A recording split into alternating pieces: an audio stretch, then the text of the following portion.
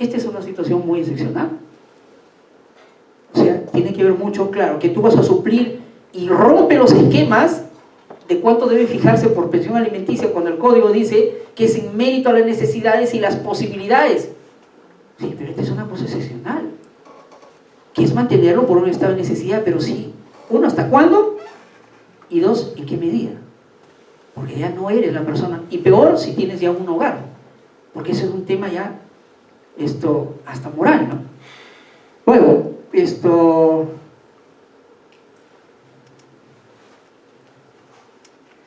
entonces ahí no se ha regulado este asunto, pero creo que en cada circunstancia habrá que ir mirando si se concluye o no se concluye esa pensión. ¿Ah? Creo que uno de ellos es si encuentra una pareja, pues ya tiene pareja, consecuentemente ya no soy yo la persona responsable. Si ese estado de necesidad desaparece, bueno, en todo caso también tiene que, pero no tenemos límites. Por eso digo, esa era un poco la preocupación, que no lo tenemos. Es casi lo que pasó antes con los alimentos para los hijos. No teníamos esto. ¿Hasta cuándo? Simplemente decía que podía plantearse, dice, más allá de los 18, se exonera la pensión, pero se mantiene, si se mantiene el estado de necesidad, uno, una persona que no pueda subsistir por sí mismo, y dos, por los estudios, ¿no es cierto?, satisfactorios. Entonces, ¿pero hasta cuándo? El de 45 años pedía para su doctorado. Papá, ¿sabes qué? Sigue pasando. Y como no tenía límites, el padre tenía que pasarle, ¿eh? Ha tenido que ponerse, ¿no? Y se ha puesto una norma ahora, ¿no? Y le ha dicho 28 años. Es una edad más que suficiente. Estos escenarios son los escenarios que uno va creando. Por ejemplo, todos los menores de 18 necesitan alimentos, ¿cierto? En las condiciones que esté. Pero no se olviden la razón de ser de los alimentos. Necesidad, solidaridad, humanidad. Estos eran los casos que yo encontraba en la sierra. Por ejemplo, tenía 14 años y ya se había comprometido. Ya tenía un hijo. Y entonces, y los alimentos, el papá decía, ¿sabes qué? Yo le voy a quitar porque bueno, está con otra persona. Sí, pero papá empezó a estudiar. El hijo ya lo llevó el papá, ¿no? Mi pareja, y ahora ¿sabe qué? Me estoy reivindicando. Sí, me ponía a pensar y digo, diablos. Y entonces acá, aparentemente el estado de necesidad por la ley no dice nada. Hay escenarios, Carlos sabe algunos que son jueces y bueno, los que trabajan con esto y plantean demandas, que hay que crearlas, esas circunstancias. Hay que ver y cómo es, y en qué, pero no olvidarse la razón de ser de los alimentos. Por eso yo siempre he dicho, alimentos son obligación, deber, y también es un principio. Porque finalmente, como la vez pasada dije, si no me han demandado por alimentos, eso no implica que yo no deba pasar alimentos. Por eso que bien dijeron acá, sí es cierto, se consigna. Y es cierto, es el procedimiento. No me quiero recibir, yo voy y consigno. Porque es un deber también. Porque a veces la mamá dice, no sabe que yo no quiero nada de él, ¿no? Bueno, continuemos. Bueno, ahí están todas las normas que recogen ahí el beneficio del conviviente. De eso hay un montón. Las limitaciones, por ejemplo, el 220 del Código Procesal Civil, que habla de que no se puede dar una declaración de parte cuando se trata de un tema donde esté implicado un conviviente, ¿no? Hay excepción de familia, dice la norma. Tampoco puede ser testigo, ¿no? Entonces sí hay una limitación. Avancemos eso. Sobre el requisito de la singularidad. Este es un tema que lo discutimos recién en un pleno sobre el asunto de la singularidad, que dio lugar al pleno de familia que se llevó a cabo en Ica, y que bueno, ustedes saben que siempre se hace pleno nacional con la finalidad de ponernos de acuerdo de algunos temas. ¿Qué pasa con el tema de la singularidad? Esto se debe entender que cumple iguales requisitos y condiciones que el matrimonio. Perfecto. Hasta ahí estamos bien. Como ya lo hemos visto, tiene un tema personal que no se le puede afectar. Es decir, le afecta también si alguien de los convivientes está con otra persona, le está afectando el principio de fidelidad, que es el principio que también recoge el matrimonio. Y entonces la singularidad implica que estés con una persona de manera exclusiva, porque cumple fines iguales que el matrimonio. La pregunta era, ¿qué pasa en aquellos casos? Porque normalmente los convivientes, como no tienen toda esa obligatoriedad, tienen otra conviviente más. Y entonces, ¿qué se hace? La ley 30.007, que se dio el año 2014, de alguna manera reguló algunas cosas, pero cuando habla, por ejemplo, de convivencia, habla de la convivencia del último conviviente. Siempre dice, el último conviviente es el que tiene derecho, porque durante todo su transcurso puede haber tenido convivencias, pero el último tiene el derecho en lo siguiente, porque eso no ocurrió. Y yo decía, asesor de Lujero, decía, doctor, mire, han enviado acá que una de ellas está pidiendo y otra también. ¿Es casado? No, las dos son sus convivientes, dice que son sus convivientes. Y entonces, ¿a quién le damos? Bueno, la suerte es que acá empieza y dice, no, pero ¿sabes qué? Tiene que haber una declaración judicial. Por lo menos eso ya limita para que diga a quién le corresponde. Pero nada implica, nada limita a que pueda tener varias convivencias consecutivas. Eso sí está bien. No es que esté bien en el sentido, estamos apoyando, no, sino digo que esté bien en la norma, en cómo se esté manejando. Por eso es que cuando uno va a un proceso judicial de convivencia, puede ir declarando así, y ese proceso te declara fechas. Es otro tema que al final lo pretendo también plantear. Porque el proceso, ante un juez, te vas a un juez para que solo te declare que eres conviviente. Y además, las fechas. Pero los temas de los bienes, no. Una vez que ya conseguiste eso, ándate a otro proceso. Qué bravo, ¿no? El problema es que nosotros lo hemos hecho difícil. Nosotros mismos porque una vez que está eso, recién vamos a ver qué bienes corresponden. ¿Hasta qué punto tú puedes ir declarando los bienes en ese mismo proceso de convivencia? Y te digo porque la misma gente cuando se defiende, la demandante dice, no señor, tengo un carro, una casa, hemos comprado esto, bienes, enseres, etcétera, todo esto. Él empieza a ver y dice, no, la casa no es, acá lo acredito. La casa lo he comprado antes. Entonces, ¿el juez podría pronunciarse por la situación de los bienes? Ese es un tema que está pendiente, porque casi todo el proceso de declaración de unión solamente declaran convivientes y te dan tiempos. Pero por lo menos hemos avanzado con los tiempos. Es lo que estaba diciendo, que sí se puede declarar varias convivencias pero consecutivas. De 1970 a 1980 con Juana, de 1980 a 1990 con María, y la última ha sido ya desde el 2000 hasta la fecha en que falleció, ¿no?, con tal persona. Entonces así. Pero esto acá nos llevó porque son casos que llegaron a la Corte Suprema. Acá, ¿qué dijo la Corte Suprema en esta casación? Dijo que los seguidos por Yes y Leonor contra la asociación tal sobre declaración de un hecho, la señaló que si la convivencia no cumple con el requisito de exclusividad y fidelidad, no podría declararse la unión de hecho. Sacó los pies de la convivencia, del plato de la convivencia. Así que no hubo exclusividad, no te corresponde el derecho. Páselo al otro.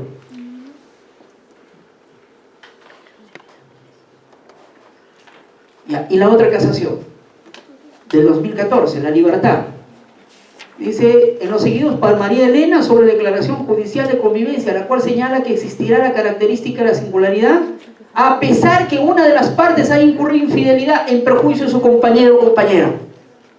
Posición distinta, la Corte Suprema. Dos casaciones diferentes. Quiero que lo vean porque esto es nuevo. Este es un tema que al final tuvimos, y justo por los colegas de Trujillo, lo llevaron al pleno para que debatamos.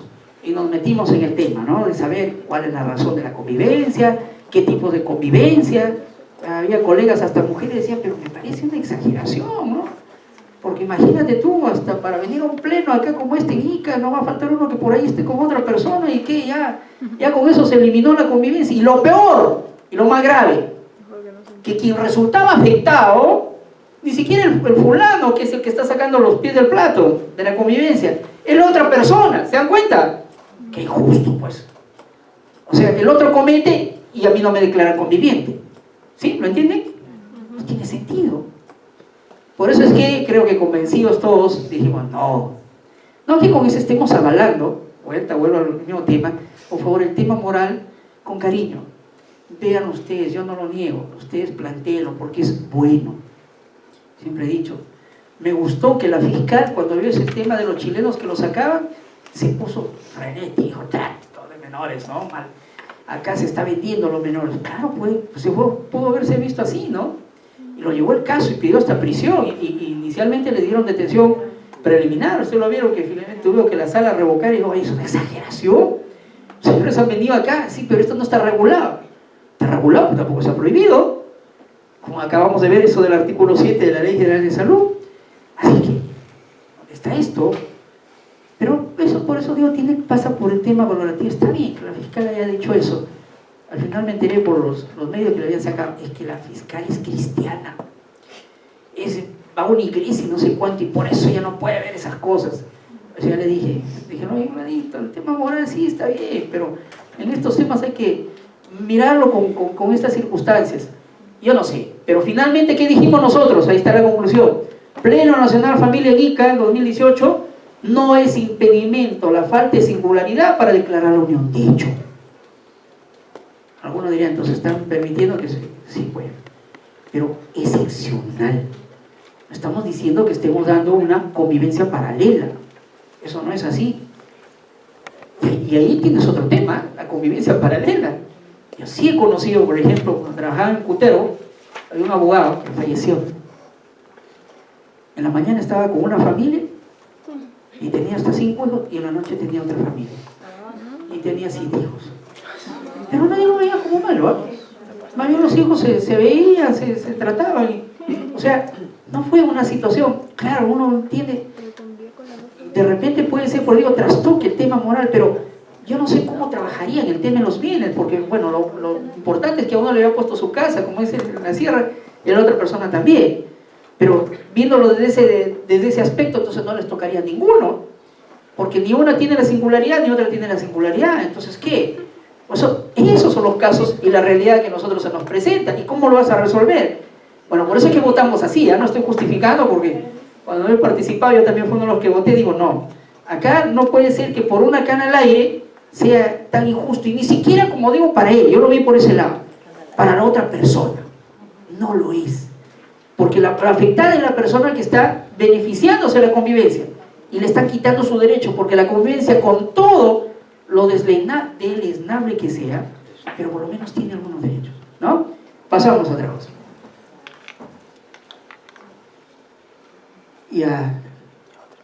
Este es otro tema. El tema de la disposición de los bienes es materia de investigación. ¿Qué pasa? Si el 315 del Código Civil, cuando es matrimonio, tiene problemas, y hay un pleno que hasta ahora no sale, que es el 8º pleno, ¿no? La discusión es si se trata de nulidad o se trata de ineficacia, de invalidez o de ineficacia. Esa es la discusión, y que bueno, amigos Curi y todo, pero hasta ahora no sale. Ya estamos en el 10º, que vio recién sobre prueba de oficio, pero el 8º no sale. Y la gente se espera, dice, oye, alguna vez pronúnciate. Sí, pero que va a ser una bomba, porque tienes todo un tema allí. ¿Qué pasa cuando son casados? Cuando uno de ellos dispone el bien, lo vende, ¿no es cierto? El otro se siente afectado y plantea su nulidad. Y la nulidad puede ser, se ha trabajado diferentes causales. Una, como dije, falta de manifestación de voluntad. Porque para que se venda tiene que haber 2 voluntades. Y si hay una, no va. Significa que es una voluntad coja. Consecuentemente, no hay manifestación de voluntad. Otros han dicho fin ilícito, porque está sacando un bien de lo que es de social ganancial, fin ilícito. Otros han ido contra el orden moral y la orden público y las buenas costumbres, que es lo que se llama la nulidad virtual. También. Entonces, esas han sido las razones para poder declarar, inclusive otros también por el objeto jurídicamente imposible, porque el 315 dice que tiene que venderlo los dos, y como no han vendido los dos, entonces ese bien no se puede vender. Miren las causales que hay recorriendo, ¿eh? Y el otro es la teoría de la ineficacia, donde dice, oye, ha vendido uno. Si ha vendido uno, tú tienes el artículo 300, creo que es, que habla de representación, que los cónyuges representan uno a otro, ¿de acuerdo? Y acá lo que hay es simplemente que uno ha ejercido su derecho, pero por él mismo, pero no por el otro. Entonces lo que hay es insuficiencia de representación. ¿Y estamos en dónde? En el artículo 161 del Código Civil, en lo que se llama falso procurador. Entonces no se trata de invalidez ni de nulidad, se trata de ineficacia, porque la otra persona, si quiere, viene y dice, no, sí, voy a vender, y como la práctica es así, el notario le deja espacio y le hace una cláusula y le agrega un auto que supuestamente es nulo, pero le agregan sí, voy a vender. Y estoy de acuerdo. Entonces no se trata de un tema de nulidad o de invalidez, sino de ineficacia. Esa es la discusión que hay y que hasta ahora no se resuelve. ¿Sí? ¿Lo entendieron? Invalidez e ineficacia. ¿Y por qué no? Porque detrás hay un montón de procesos que lo que se resuelva va a ser un boom. Porque si tú le dices, después de 10 años, de 8 años, de 15 años, a alguien que está luchando y guerreando en su proceso, oye, no es invalidez, ¿ah? Tú me has pedido nulidad, ¿sabes qué? Improcedente, y ándate a la ineficacia. Y a la hora que se vea la ineficacia, no va a poder. Porque el 2001, inciso 4, dice que prescribe, la ineficacia se plantea solamente a los 2 años. Matas a todo el mundo, por eso es que, ya me imagino, el Lima está en un zafarrancho y dice, no, mejor ni lo saquemos. Ya no hemos visto nada, sigue hablando ahí, pero acá no hemos visto nada. Si eso se da en ellos, ¿se imaginan ustedes en la unión de hecho? El problema es peor. Porque ahí vende el bien, y el otro, ¿qué tiene? ¿Puede recurrir al 315? Ahí está el problema. Si quiere darle la nulidad, pues sí, pero... Y entonces ahí viene el tema de estas casaciones que les he traído. Porque ahí dice la disposición de bienes de que la conforman debe efectuarse en conformidad con el 315 para disponer de los bienes. Esto lo dijo el año 99 el tribunal, ¿eh? Por lo menos alentó y dijo, oye, ¿sabes qué? La unión de hecho son familia. Y aplícale parecido al matrimonio. Es decir, igualitos, si hay nulidad o ineficacia o lo que sea, pero ¿sabes qué? Garantiza a ellos. Eso abrió el camino. Después, hay una casación del 2011, 4687, seguida por Olinda Pandía, contra Juan González. Ella había vendido las 3 casas en Lima. Y entonces ya no tiene salida, porque ¿sabes qué? El tercero que lo compra con vista de registros. Y se coge la famosa buena fe registral. Se fregó, disculpen el término. Entonces, frente a eso, no va. ¿Y a qué se va? Se va a indemnización. Indemniza. Entonces, en el tema de indemnización, ¿ya? Empieza todo el sacrificio, porque en algún momento le dicen, oye, pero como esta es una promesa de matrimonio, no te casaste, solamente son esponsales. Y ustedes saben que tenemos la figura en el Código Civil que se llama esponsales. Esponsales es el compromiso para casarse y que están ahí juntos. Pero sí, una cosa es esponsales y otra cosa es unión de hecho. Porque las esponsales ni siquiera viven juntos, pero quisieron aplicarle y decirlo a los esponsales. ¿Pero por qué quisieron meterlo en el paquete? ¿Ya? ¿Por qué? Porque los esponsales, para poder pedir indemnización, porque los esponsales cuando unilateralmente rompe uno la promesa de matrimonio, ¿ya? Solamente tiene un año, ¿ya? Un año para poder iniciar el proceso a partir de la ruptura. Entonces, lógicamente, esta persona lo planteó mucho después, ¿ya? Entonces, frente a esa situación, ya se imagina, tuvo un problema, dijo, no, gracias a Dios que no superó el tema de los esponsales, perdón, lo superó. Y le dijeron, no, está bien, no es esponsal, es unión de hecho. Y como es unión de hecho, perfecto. Pero vamos a los requisitos para la indemnización. ¿Sabes qué? Responsabilidad extracontractual, porque es indemnización por responsabilidad contractual. Y ahí viene todo un tema. Es contractual, no te olvides también. Está en el 2001, inciso 4, donde dice que son 2 años y prescribe. Entonces lo quisieron sacar del escenario. Gracias a Dios, por eso hay que decirlo, que el tercer pleno casatorio, por eso léanlo, tiene que ver con el tema de indemnización. Y ahí empezó todo el análisis indemnizatorio, porque le dijeron indemnización compensatoria, indemnización como alimentos, indemnización como copropiedad. ¿De qué indemnización hablamos? ¿Saben qué ha dicho? Por eso es para la unión de hecho, ¿ya? Para la unión de hecho, pero se puede aplicar para entender la indemnización en materia de familia. La indemnización en materia de familia no tiene nada que ver ni con contractual ni extracontractual. Lo digo porque algunos pensaban que era hasta contractual, derivado del acuerdo entre ellos que se han juntado. No, y otros decían extracontractual. Si es extracontractual, tenía que pasar por todos los elementos de extracontractual: antijuricidad, daño, relación de causalidad, factores de atribución o criterios de atribución. Entonces, este pleno tercero lo que dice es, no, ¿sabes qué? Simplemente es una indemnización de carácter legal, porque la ley lo dice, ¿ya? La ley lo dice. Y lo único que tienes que ver, ese es el 345A del Código Civil, lo único que tienes que ver es que uno haya resultado perjudicado. Ese es todo tu tema. Lo único pues, que hay que tener en cuenta es que los vocales de la Corte Suprema dicen, bueno, hasta ahí estamos bien, Pero cuando tengas que cuantificar, ahora sí, ándate a todos los elementos de la responsabilidad extracontractual. Imagínense. Parece contradictorio, pero no le queda otra cosa. Para cuando tengas que cuantificar, ve quién cometió el abandono, si fue por dolo, por culpa, todo eso ve. ¿Ya? Entonces tienes que meterte en eso. Pero ya nos abrió siquiera el escenario. Por eso es que acá, igual, le dijeron, señor, indemnización. ¿Y de qué tipo es? ¿Moral o patrimonial? Y acá, esta es una sentencia donde dice, ¿sabes qué? Es también patrimonial. Porque ya vendió los bienes y en consecuencia le ha vendido un bien que ha podido usufructuar, entonces hay daño emergente y hay lucro cesante. Consecuentemente hay esto más el daño moral. Y eso le sentencian, ya se imaginan ustedes, un monto terrible. Y es la primera protección que hay. Pasemos a la otra. Medio millón. Ya, por lo menos en algo se empezó, ¿ah?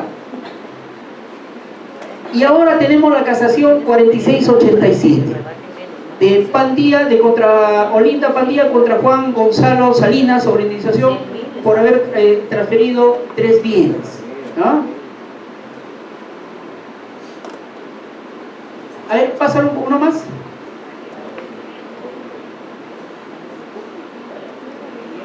Ya, el 17-17-2014. ¿Saben qué dice acá la Corte Suprema? Ya por lo menos estamos avanzando en algo. Le dice, ¿sabes qué? Sí puedes pedir nulidad. Puedes aplicar el 315, que ya lo dijo el año 99 el Tribunal Constitucional. O sea, sí puede pedir nulidad, puede hacer que regrese sus bienes. Porque ustedes saben que el tema de indemnización está bien. Te fijan un monto, pues ya no tiene con qué pagar, ¿de dónde le cobras?